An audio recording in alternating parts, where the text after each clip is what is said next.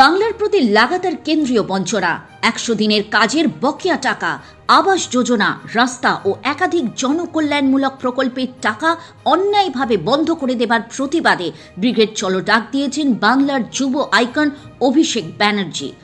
বাংলার মানুষকে কেন্দ্রীয় সরকারের শোষণ থেকে বাঁচাতে জনগর্জন সভার মাধ্যমে কেন্দ্রীয় সরকারের কাছে এক জোরালো আওয়াজ তুলতে তৎপর ঘাসফুল শিবির।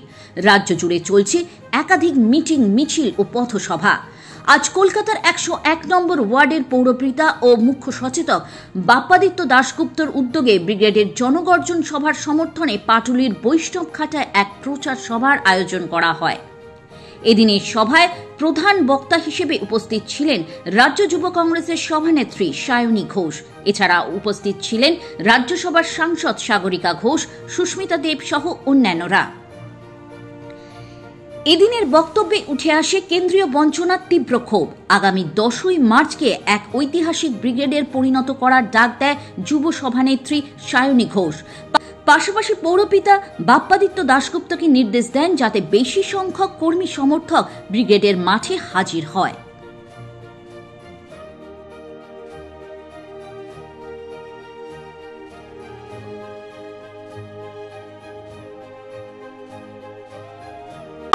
ডাক তো দিতেই হতো, অভিষেক এবং মমতাদি আমাদেরকে নির্দেশ দিয়েছেন। আমি যেটা বলেছি যে একটি ঐতিহাসিক সমাবেশ হতে চলেছে।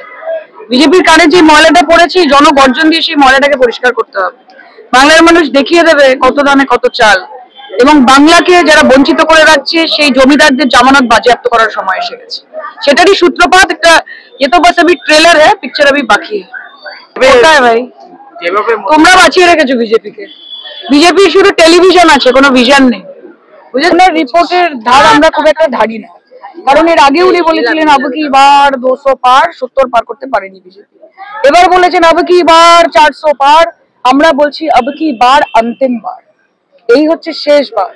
ওনার রিপোর্ট কি বলছে আমি জানি না, ওনারা তো নিজের মন কি বাত বলেন, কিন্তু আমরা মানুষের মন কি বাত বুঝি। কাজে আমাদের রিপোর্ট যেটা বলছে সেটা ভোটের যেদিন ফল প্রকাশ হবে সেদিন অমিত শাহ, নরেন্দ্র মোদী, গোটা বিজেপি বুঝতে পারবে।